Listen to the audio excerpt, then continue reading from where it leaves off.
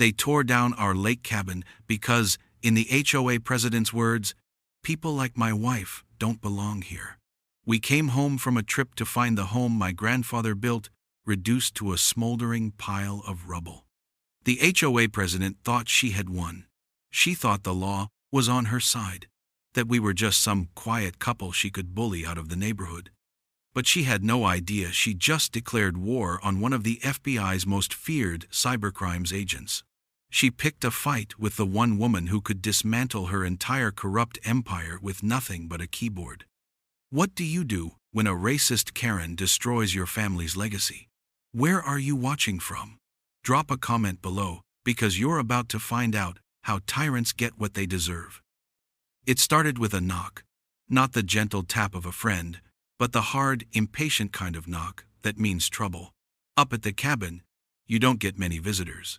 That's the point. Lake Lyle is quiet. Tucked away in the Virginia woods, it's a place where you hear the fish jump before you hear a car engine. My grandfather, a man who believed in sweat and solid foundations, built this A-frame with his own 2 hands back in 1989. He picked a plot of land with its own deed, its own water rights, and zero connection to the fancy new subdivision that sprang up years later on the other side of the lake. He'd left it to me, and it was the one place on earth where my wife, Janelle, and I could truly unplug. I'm a semi-retired builder, ex-army. I like things to be level, square, and left alone.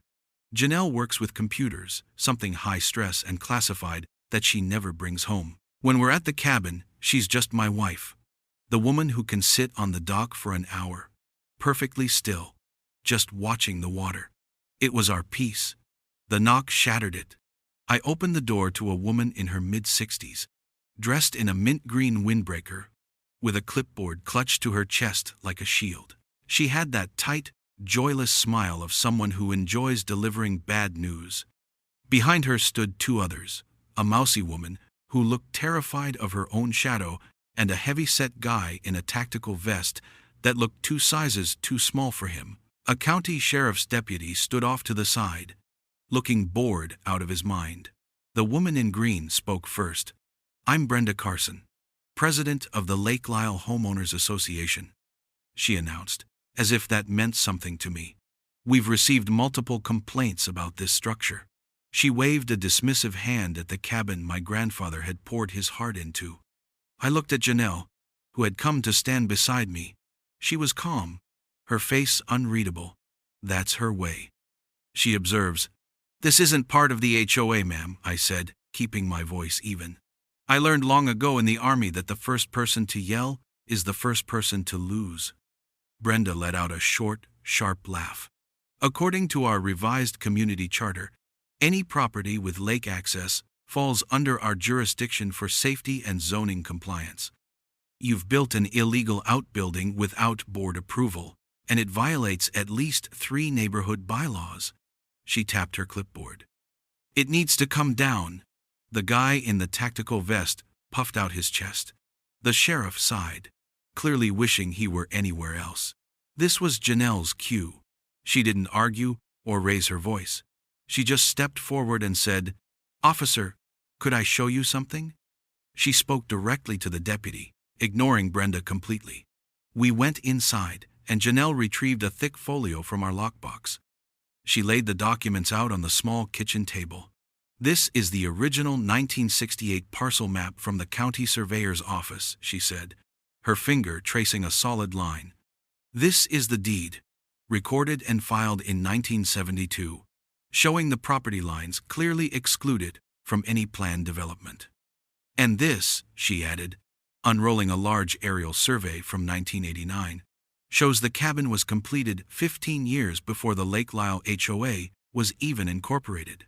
The deputy leaned over, looking at the crisp, clear lines on the maps. He wasn't a property lawyer, but he could read. He grunted. "Looks pretty clear to me," he said, straightening up. He walked back to the door. "Brenda, this is a civil matter. Their paperwork looks solid. Don't call us again unless there's a real crime." Brenda's face turned the color of a plum. She snatched her clipboard and stormed off, her 2 followers scurrying behind her like pilot fish. I felt a wave of relief wash over me. A classic case of a power-tripping HOA president trying to throw her weight around. We'd shown her the facts, and that was that. Or so I thought. We had to leave the next day for a week-long trip. Janelle had a conference in D.C., and I was helping an old army buddy with a framing job in the next state over. We locked up the cabin, feeling good. The problem was solved. The drive back a week later was peaceful. We talked about replacing the old dock next spring. Maybe we'd finally screen in the porch. As we turned off the main road onto the dirt path leading to our property, I smelled it first. Smoke. Not the pleasant wood smoke from a campfire, but the bitter chemical smell of something man-made and burnt. I pressed the gas. When we broke through the last line of trees, my heart stopped. It was gone. The A-frame my grandfather built, the place I'd spent my summers, the sanctuary Janelle and I had made our own, it was just a blackened, bulldozed patch of dirt. A pile of splintered beams and scorched furniture was still smoldering in a massive burn pile off to the side. The air was thick with ash. I stumbled out of the truck, my legs feeling like they didn't belong to me. Shock is a funny thing. Your mind just refuses to process what your eyes are seeing. It looked like a bomb had gone off. Bulldozer tracks were carved deep into the mud, running right over the spot where our front porch used to be.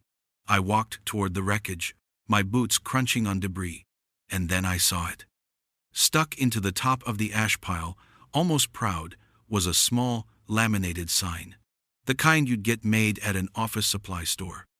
In big bold letters, it read, "Unsafe structure. Ordered removed by HOA." I stood there, the sign in my hand, the heat from the ashes warming the plastic. They hadn't just trespassed. They hadn't just destroyed our property. They'd done it and left a receipt, a monument to their own arrogance. My grandfather built that cabin with his bare hands, board by board, nail by nail. It stood through hurricanes and blizzards for over 30 years. Brenda didn't just tear down wood, she lit a match to something bigger. She just didn't know it yet. We didn't call the FBI. But in the hours after we found our cabin destroyed, I wanted to call everyone. The state police, the governor, the army itself. I stood in the ashes, my mind a blank wall of rage and grief, while Janelle moved with a chilling, deliberate calm. She took out her phone and started documenting everything. She took hundreds of photos from every conceivable angle. The bulldozer tracks, the smoldering debris pile, close-ups of the laminated sign Brenda had left. She walked the perimeter, her eyes scanning the ground like a surveyor. There was a part of me that was frustrated with her quiet focus. I wanted screaming. I wanted tears. I wanted her to be as broken as I felt. But that's not Janelle. Her anger runs deep and silent, like a river with a deadly current beneath a glassy surface. While I was pacing and cursing, she was collecting evidence. Our first stop was the county sheriff's office. It was the same deputy we'd seen before, the one who'd looked at our deed and told Brenda to back off. This time, his face was a closed door. He listened to my frantic explanation, looked at the photos on Janelle's phone, and gave a slow, deliberate shrug. "I understand you're upset," he said, the words sounding rehearsed. "But from where I'm sitting, this is a property dispute. You have one story, the HOA has another. They claim the structure was unsafe, and they had the authority to remove it. That makes it a civil matter." A civil matter. The words hung in the sterile, air-conditioned office. My family's legacy had been bulldozed and burned, and he was calling it a disagreement over a fence line. Janelle stepped forward, her voice dangerously soft. "Officer, they trespassed on private property, which is a criminal offense. They destroyed over $100,000 in property, which is felony destruction. They did so using fraudulent claims of authority. How is any of that civil?" The deputy's eyes hardened. He didn't like being challenged, especially by a woman who spoke more clearly than he did. "Ma'am, unless you have a court order telling me otherwise, my hands are tied. You'll need to hire a lawyer." And that was it. We were dismissed. The next call was to our insurance company. I thought, finally, we'd get somewhere. We had a comprehensive policy. This was exactly what it was, for catastrophic loss. After 20 minutes on hold, I finally got a claims agent on the line. I explained the situation, my voice cracking. I sent him the photos. He was sympathetic at first. Then he asked a question that made my blood run cold. "Sir, was there any notice posted about the demolition?" I told him about the laminated sign. The one that said, "Unsafe structure. Ordered removed by HOA." There was a long pause. I could hear him typing. "Ah," he said, his tone shifting from helpful to clinical. "I see the problem. Your policy covers destruction from things like fire, storm, or third-party vandalism. But according to the documentation you just described, the structure was removed by an official body for safety reasons. In the eyes of the policy, that constitutes a form of voluntary demolition, not vandalism. I'm sorry, but the claim is denied." I couldn't speak. Brenda hadn't just used that sign to be smug. It was a calculated weapon. She knew it would poison the well, turning our clear-cut case of destruction into a bureaucratic nightmare. We were on our own. Defeated, we drove back to our main house, the silence in the car heavier than stone. That evening, a neighbor sent me a link to the Lake Lyle Community Facebook group, and there was Brenda, holding court. She'd posted a picture of the lake at sunset, with a caption about maintaining community standards and preserving our shared values. The comments were a mix of praise and nosy questions. Brenda's replies were masterpieces of passive aggression. "We can't allow just anyone to throw up shacks and call it a vacation home," she wrote. "Safety and property values have to come first." Then, buried deep in a reply thread, someone asked if she was talking about the old Royce cabin. Brenda's response hit me like a physical blow. "Let's be real," she wrote. "People like his wife don't belong out here anyway." There it was. Not about safety codes. Not about property values. It was about Janelle. About the color of her skin. The entire ugly, hateful reason laid bare for the whole community to see. Brenda had no idea who she was talking about. She saw a black woman and made an assumption. She assumed we were weak. She assumed we would run. She had no idea she'd just confessed in writing to a woman who deals with criminals far smarter and more dangerous than her every single day. That night, I found Janelle in her home office. The door was open. She had a heavy-duty hard case on her desk, the kind I'd seen used for sensitive electronics. It was open. Inside, nestled in thick foam, was her other life, her FBI credentials and badge, a satellite phone, devices I didn't recognize. She looked up at me, her face set like stone. "I've investigated international online scams," she said, her voice low and steady. "I've tracked financial fraud that crossed 3 continents. I've helped dismantle groups planning federal sabotage. But this?" She picked up her badge, the gold eagle catching the light. "This is personal." She told me she was taking an official leave of absence, effective immediately. Her bosses owed her favors. She was cashing them all in. This wouldn't be an official FBI investigation, not yet. It would be her investigation.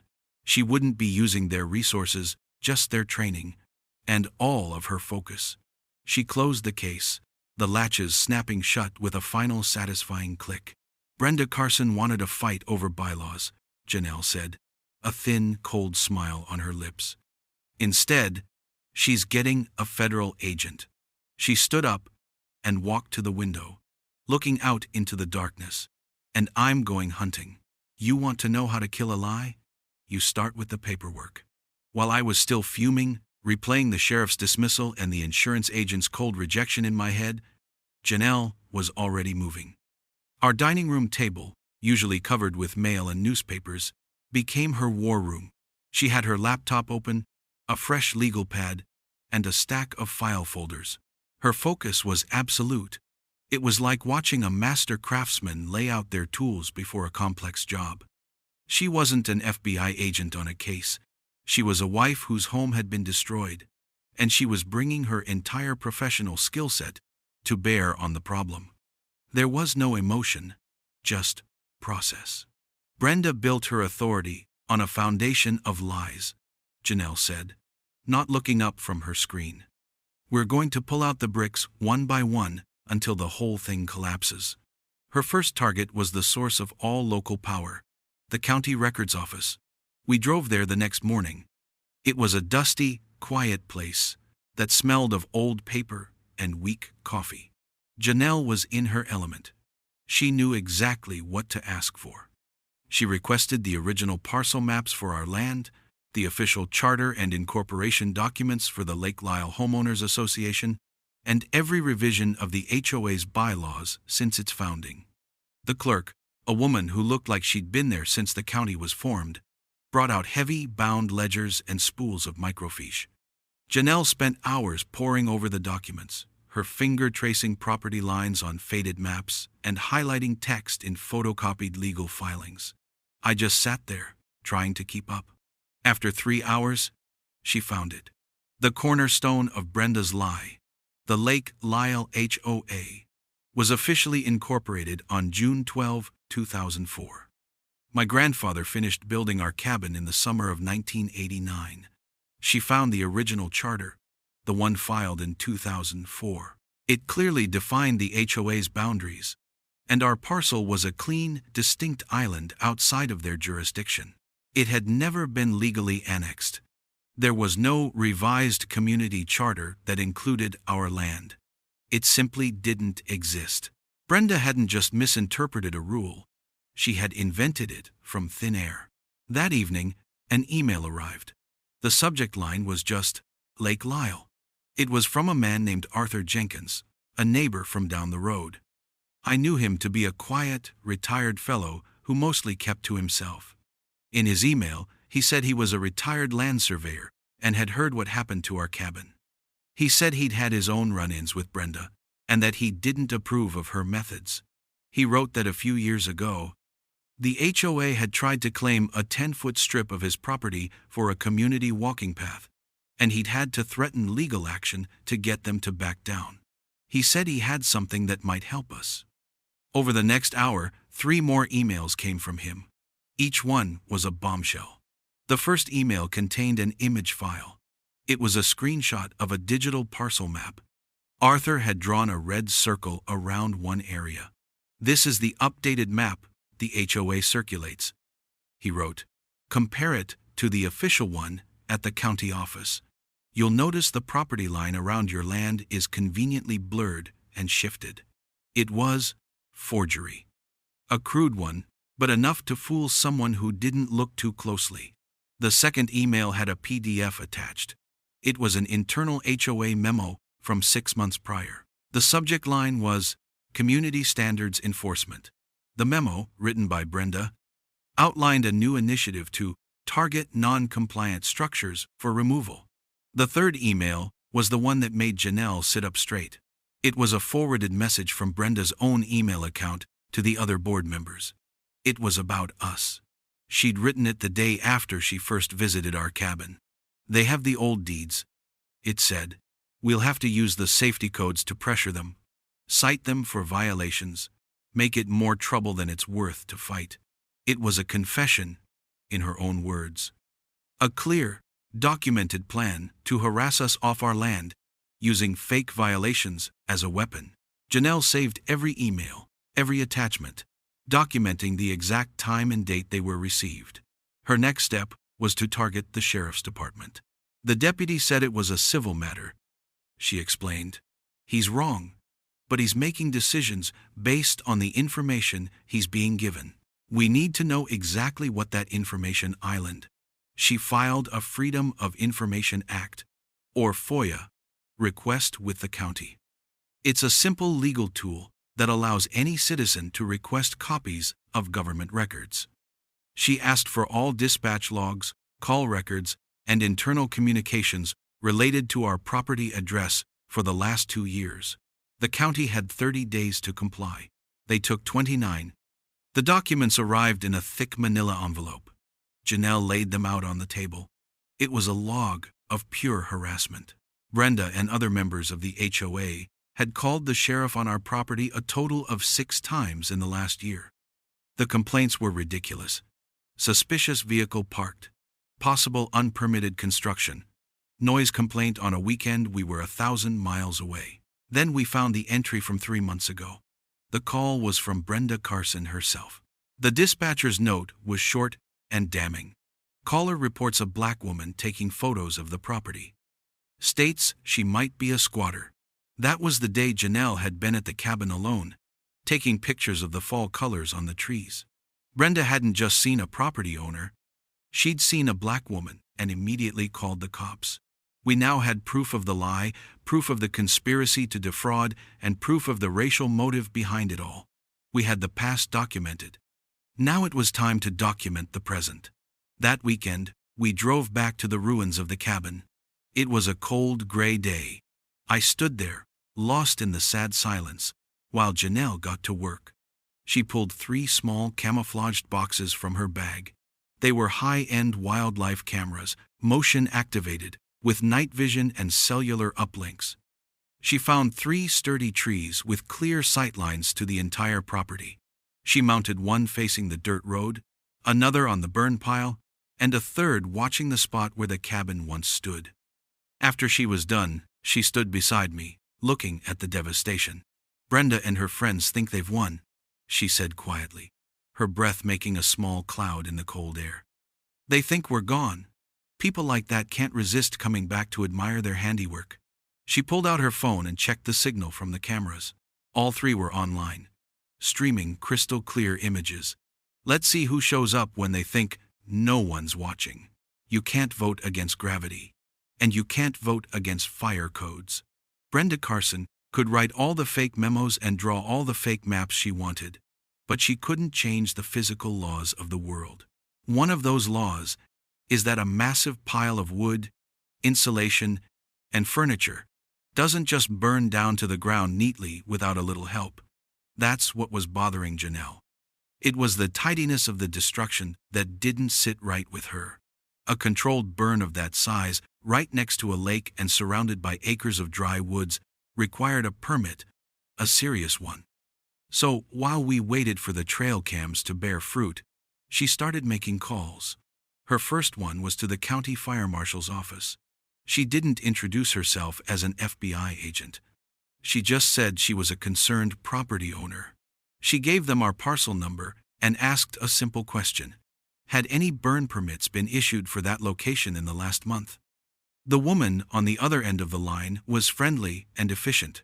There was some clicking of a keyboard, then a pause. "No, ma'am," she said. "We have no record of any permits for that parcel. Not for a burn pile. Not for anything. The last permit issued anywhere near that area was for a small brush fire clearing 3 miles away 2 years ago." Janelle thanked her and hung up. She looked at me, a single hard glint in her eye. The HOA hadn't just used a fake sign. They'd conducted a massive, illegal burn. We later found out, through another email from our neighbor Arthur, that Brenda had circulated a county clearance order to her board. It was another complete forgery. A document she'd cooked up on her home computer, citing a non-existent brush fire risk as the reason for the emergency demolition and burn. It was all a lie, built on top of the first lie. Janelle decided we needed an expert. She made another call, this time to a man named Marcus, a friend of hers who'd recently retired from the ATF, the Bureau of Alcohol, Tobacco, Firearms, and Explosives. His specialty for 30 years had been arson investigation. He agreed to come out the next day, just to take a look, as he put it. Marcus was a big, quiet man who moved with the slow, careful pace of someone who spends their life looking for things other people miss. He didn't say much at first. He just walked to the site of the burn pile, his eyes scanning the blackened earth. He had a small kit with him, and he took samples of the soil from several different spots, sealing them in small plastic bags. He walked over to the concrete foundation pads where the corners of the cabin used to sit. He knelt down, scraping at the surface. After about an hour, he came over to where Janelle and I were standing. He held up one of the bags. Inside was a scoop of dark, crumbly soil. "I'll need to run this through a gas chromatograph to be sure," he said, his voice a low rumble. "But I don't need a lab to tell you what my nose already knows. That's accelerant residue. Kerosene. Maybe diesel." They soaked the place. He looked from the burn pile to the empty space where the cabin had stood. "This wasn't about safety," he said, his gaze meeting Janelle's. "This was arson, plain and simple, and they used paperwork to cover it up." Just as he finished speaking, Janelle's phone buzzed. She pulled it out. A notification had appeared on her screen. "Motion detected. Cam 2. Her face was a mask. She tapped the screen, and we huddled around the small device. The image was grainy at first, then sharpened into perfect, damning clarity. There, standing in the middle of our ruined property, was Brenda Carson. With her were the same two followers from her first visit, the mousy vice president, Louise, and the tactical vest enthusiast, Rick. They were laughing. Rick kicked at a piece of charred wood, sending up a puff of ash. Louise was pointing at something off camera, a smug smile on her face, and then Brenda spoke. The camera's microphone was sensitive enough to pick up every word, clear as day. "Bet she'll think twice before moving into our lake," she said, her voice dripping with contempt. It was all there. Trespassing, the motive, the conspiracy, all captured on a tiny camera strapped to a pine tree. For the first time since this nightmare began, I felt a surge of real hope, a powerful, electric jolt. "We got her," I whispered, my voice thick with emotion. "We finally got her. We had the forged documents, the emails, the call logs, the expert witness confirming arson, and now, this." A video of the criminals returning to the scene of the crime, confirming their racist motivations out loud. It felt like the end of the story. It felt like we were going to win. The next afternoon, flush with our victory, we drove into the nearest town to meet with a lawyer Janelle had found, a specialist in property law and civil rights cases. We needed to get our ducks in a row to file the lawsuit. The meeting went well. The lawyer's eyes went wide as Janelle laid out the evidence, piece by piece. He told us we had an airtight case, not just against Brenda, but against the entire HOA. We left his office feeling like a 10-ton weight had been lifted off our shoulders. The sun was shining. The air felt cleaner. We were taking back control. But the feeling didn't last. When we pulled up to the property line, something was wrong. The dirt road looked disturbed. I felt a knot tighten in my stomach. I got out of the truck and walked toward the trees where Janelle had mounted the cameras. They were gone. All three of them. Not just the cameras themselves, but the straps that held them, the brackets, everything. The bark on the trees was gouged and stripped, like someone had clawed them off in a rage. A cold dread washed over me. They knew. They had seen the cameras. And then I saw it. Tucked under the driver's side windshield wiper of my truck was a folded piece of paper. It was another one of their laminated notes. The text was printed in the same bold, official-looking font as the sign on the burn pile. My hands trembled as I read it. "Trespassing is a criminal offense. Next time, the police won't be so patient. You ever feel the air go still right before a big storm? The birds get quiet, the wind dies down, and a strange, heavy pressure settles over everything. That's what the days felt like after we found the cameras gone and that threat on our windshield. The brief high of having caught Brenda on video was gone, replaced by a cold, creeping dread. They knew we were watching, and they weren't just pushing back, they were threatening us. But fear does one thing to a person like Janelle. It makes her more organized. The next morning, our dining room table looked like a command center for an invasion. She had downloaded the video clips from the cloud server before the cameras were stolen. The audio was crystal clear. She had Marcus's preliminary arson report. She had the emails from our neighbor, the forged HOA map, and the official county parcel map. She had the stack of nuisance call logs from the sheriff. She compiled it all into separate, meticulously labeled evidence packages. One for the county, one for the state attorney general, one for the fire marshal, and one for the FBI. She was done playing defense. She was going on the offensive, using the very systems Brenda pretended to respect. It was a complete failure. The county administrator's office looked at our package, listened to our story with a practiced, sympathetic nod, and told us it was a complex situation with procedural confusion. They promised to launch an internal review, which is bureaucrat speak for, "We're putting your problem in a drawer and hoping you go away." The state attorney general's office sent back a form letter 2 weeks later, stating they couldn't intervene in local HOA disputes. The fire marshal was initially interested, especially after Janelle mentioned the ATF agent's findings, but his hands were tied. Since the sheriff wouldn't declare the site a crime scene, the marshal had no jurisdiction to open a formal arson investigation. It was a perfect circle of inaction, where every agency pointed to another as the one responsible for taking the first step. The final wall we hit was the highest and hardest. Janelle finally made the call she'd been dreading. She contacted her regional FBI field office. She didn't ask for a favor.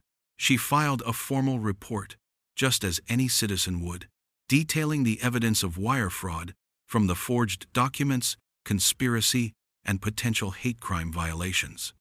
The response came from her own supervisor, a man she respected. His voice on the phone was kind but firm. "Janelle, I've read your report," he said. "It's thorough. But you're too close to it. You're the victim. You have to recuse yourself from any involvement. It's a conflict of interest." He told her the Bureau would evaluate the information, but that local property crimes, even with these aggravating factors, were a low priority.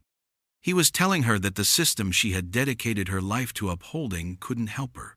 As the official doors slammed shut, one by one, Brenda opened up a new front. A war of whispers. She and her cronies started spreading rumors through the community. On the Facebook group, posts began appearing from anonymous accounts. "I heard those people were squatting on that land for years. Someone told me they were illegally dumping construction waste." The lies were vile and specific, designed to paint us as criminals. The social temperature around us dropped to freezing. Neighbors who used to wave now looked straight ahead when we drove past. The friendly cashier at the local market suddenly seemed busy when we got to her checkout line. Even Arthur, the retired surveyor who had sent us the emails, stopped responding. We were completely and utterly alone, branded as troublemakers and liars in the court of public opinion. The breaking point for me came on a Tuesday. We'd just gotten another denial letter, this one from a state-level environmental agency. It was just one more no. We stopped at a small diner on the way home, but I couldn't eat. I just stared at my coffee. All my life, I'd followed the rules. I served my country. I ran a business. I paid my taxes. I believed that if you did things the right way, you were protected. It was all a lie. I felt a lifetime of certainty crumble into dust. I got up, walked out of the diner, and stood in the middle of the gravel parking lot. The weight of it all just crashed down on me. The cabin my grandfather built was gone. My wife was being called a squatter and a criminal. And I, the man who was supposed to be her protector, was completely helpless. I had failed. I had failed my grandfather's memory. I had failed my wife, and I had failed myself. I put my hands on the hood of my truck and just broke. The kind of silent, shaking breakdown a man has when he knows he's been beaten. Later that evening, back at our house, Janelle was gone. The house was quiet. I knew where she'd be. I drove out to the lake. The sun was setting, casting long, sad shadows across the scarred patch of earth where our cabin had been. I found her sitting on one of the old concrete foundation footings, sifting through the ashes. She had my grandfather's old metal file box next to her, its lid pried open. The contents were mostly a solid black brick of charred paper, but she was holding a single fragile piece. The edges were blackened and curled, but the center was miraculously intact. It was an old property tax receipt, dated 1990. At the bottom, I could just make out the faded, familiar scrawl of my grandfather's signature. It was a ghost, a whisper from the past, proof that we belonged here. Janelle looked at the document, then out at the ruin. I was too far away to hear her, but I could see her lips move, making a quiet vow to the twilight. "You built this," she whispered to the ghost of my grandfather. "I'll rebuild it, and I'll burn them down on paper. People like her," Brenda had written, "they don't belong out here." That night, sitting in the ashes of my grandfather's dream, Janelle had made a vow. And in the days that followed, I learned what it really meant when a woman like my wife goes on the hunt. The American system had failed us. The county, the state, even her own agency, they were all blocked by procedure, by conflict of interest, by simple, bone-deep indifference. They saw a local squabble. They didn't see the crime. "So," Janelle said, looking up from her laptop one evening, "if the system here won't work, we'll use a different system. One they can't ignore." She explained her logic, and it was as brilliant as it was simple. She had seen how Brenda weaponized public opinion and local gossip. So we were going to use a much, much bigger public stage, not a local news station that Brenda could dismiss as biased. We were going international. Janelle had a contact from a cybersecurity conference, a senior producer at CBC Marketplace, Canada's version of 60 Minutes. They were known for their tough, meticulous investigative journalism, especially on consumer fraud and corruption. "They love stories about bullies getting what they deserve," Janelle said. "And they aren't afraid of a small-town HOA president." She spent 2 days compiling the final package. It was a digital folder, encrypted and organized with military precision. A timeline of events, from the first knock on our door to the threat on our windshield. Scanned copies of the real deeds and the forged maps.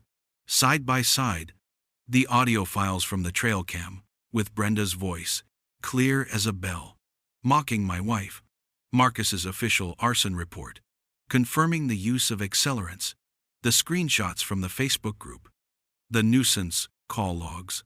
Every single piece of the puzzle, laid out in an undeniable chronological line. She sent it with a simple 2-sentence email. "My name is Janelle Royce. My family is the victim of a fraudulent HOA, and I have documented proof of conspiracy, arson, and a racially motivated hate crime." The producer called her back in less than an hour. A week later, a small, discreet film crew flew in from Toronto. They didn't come in a big news van. They rented a plain minivan and used small, unobtrusive cameras. The producer, a sharp woman named Sarah, sat with us at our dining room table for 2 days. She listened to our whole story. She examined every piece of evidence Janelle had collected. Her expression went from professional interest to cold, hard anger. She and her team then spent the next week talking to people. They found neighbors who were too scared to talk to us, but were willing to speak to a national news organization.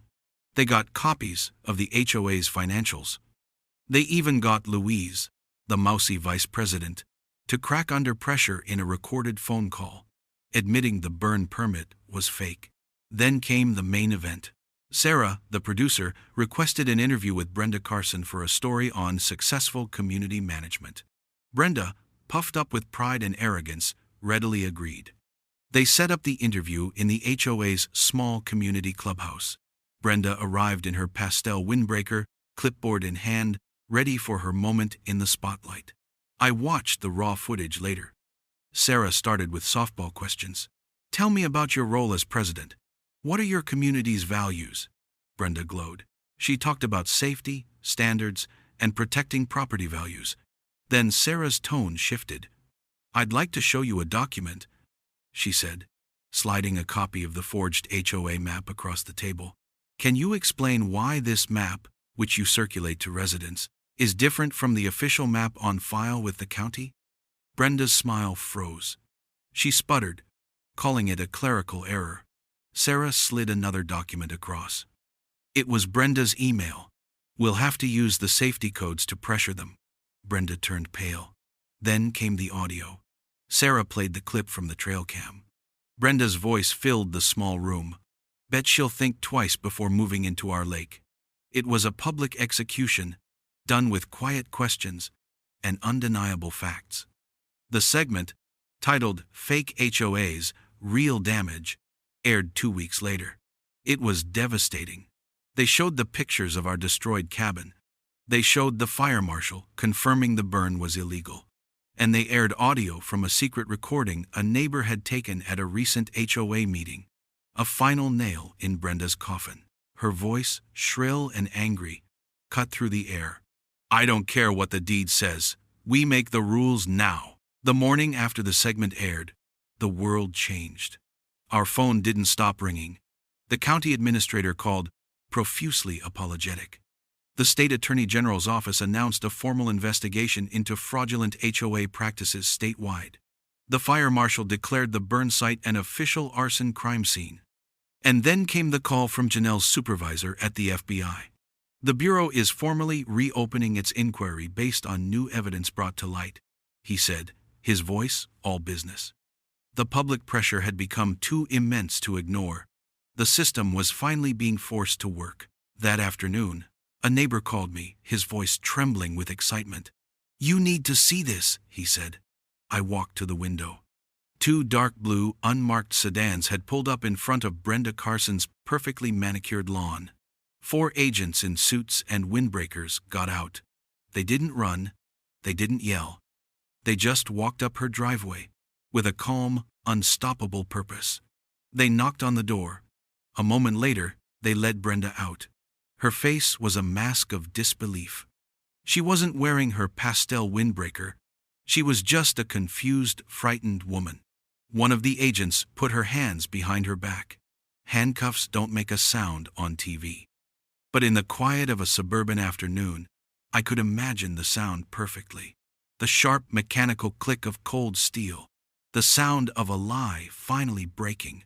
The sound of justice. The ash still smelled faintly of smoke, but for the first time in months, standing on that scarred piece of earth, I felt peace. The legal fallout from Brenda's arrest was swift and brutal, like a dam breaking. She was indicted on a laundry list of state and federal charges. Mail fraud for sending falsified notices, wire fraud for using emails to conspire, conspiracy to commit arson, and filing false police reports. Faced with the mountain of evidence Janelle had compiled, Louise Trenton and Rick Delaney, her loyal followers, turned on her. They took plea deals, agreeing to testify against her in exchange for lesser charges. Louise admitted to falsifying the records. Rick admitted to blocking the road and stealing our cameras. Brenda's little empire of lies crumbled completely. The final nail in the HOA's coffin came from the civil lawsuit our lawyer filed. It wasn't just against Brenda. It was against the entire HOA as a corporate entity. The court found that the association had acted with gross negligence and malicious intent. The judge issued an order immediately dissolving the Lake Lyle Homeowners Association. All its bylaws were declared void. Its bank accounts were frozen. It simply ceased to exist. We were awarded a judgment of $324,000. It was a specific number, calculated by our lawyer to cover the replacement cost of the cabin and all its contents, our legal fees, the emotional distress, and a significant amount in punitive damages, a penalty designed to punish Brenda for her actions and deter others from ever doing the same. The money wasn't the point, but it was a clear, unambiguous statement. They had broken it, and now they had to pay for it. The most surprising change, though, wasn't legal. It was human. The community, which had shunned us, began to turn. The same neighbors who had avoided eye contact now stopped their cars to tell us they were sorry. Some admitted they'd been afraid of Brenda, afraid of being her next target. Others were simply ashamed they'd believed the rumors. One afternoon, Arthur Jenkins, the retired surveyor, showed up at our house with a bottle of wine and 2 steaks. I should have done more, he said, his voice heavy with regret. I'm sorry. We told him that his emails had been the key that unlocked everything. He wasn't a coward. He was a quiet hero. He'd done what he could, and it had been enough. Janelle, for her part, simply went back to work. She took no pleasure in Brenda's downfall. For her, it wasn't a victory. It was a completed task. She'd identified a problem, gathered the data, and executed a solution. Her official leave of absence ended, and she returned to her office. Her supervisor met her with a handshake and a quiet, "Well done." The story of our case, I learned later, was now being used as a training module at the FBI Academy. It was a textbook example of how a private citizen could use public records, digital evidence, and media savvy to dismantle a corrupt organization when the system itself was slow to act. They called it the Royce Protocol. That spring, I started to rebuild. We used the settlement money to hire a crew to clear the debris and pour a new, stronger foundation, one with deep-set steel footings. Arthur came by every day with his old surveyor's transit, just to make sure every corner was perfectly square. Other neighbors started showing up. One brought a cooler of drinks. Another, who owned a lumber yard, gave us a steep discount on materials. People who had once watched silently now offered their tools and their time. They weren't just helping me rebuild a cabin, they were helping to rebuild a community, one that was now free from the petty tyranny of Brenda's clipboard. I rebuilt the A-frame exactly as my grandfather had, using his old, faded blueprints. But I made a few modern additions. A state-of-the-art security system, a fire-resistant steel roof, and a tall pole near the driveway with a high-definition 360-degree camera mounted on top, a silent sentinel watching over our peace. A few months later, Janelle and I were sitting on the porch of the new cabin, watching the sun set over the lake. The air was cool and clean. It was quiet again, the way it was always meant to be. The ghosts of the last year were finally starting to fade. I thought about Brenda's words, the ones that started it all, the poison that had fueled this entire nightmare. People like his wife don't belong out here. I looked at Janelle. She was calm and content, her head resting on my shoulder. She belonged here more than anyone. People like my wife? You mean the kind who documents everything? Who stays calm when the world is on fire? The kind who takes the shot only when it's a guaranteed hit? Yeah. People like her belong anywhere they damn well please.